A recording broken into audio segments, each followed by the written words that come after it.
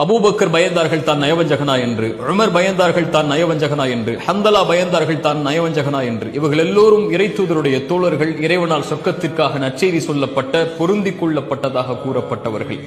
இவர்களே தங்களுடைய ஈமானை தாழ்வாக பார்த்தார்கள். ஆனால் நாம் எந்த நற்செய்தியும் நமக்கு கிடையாது, எந்த அங்கீகாரமும் கிடையாது. நாம் நம்முடைய ஈமானை எப்படி பார்க்கிறோம்? இன்று மரணித்தால் சொர்க்கம் செல்வதைப் போல நாம் கருதுகிறோம். நம்மிடத்திலே முறையான தொழுகை கிடையாது, நம்மிடத்திலே முறையான ருக்கு, அந்த ருக்கு எல்லாம் ருக்குவே கிடையாது, சுஜூத் எல்லாம் சுஜூதே கிடையாது. நாம் செய்கின்ற பிரார்த்தனைகள் எல்லாம் முழுமையான பிரார்த்தனை கிடையாது, ஓதுகின்ற குர்ஆன் எல்லாம் முழுமையான ஓதுதல் கிடையாது.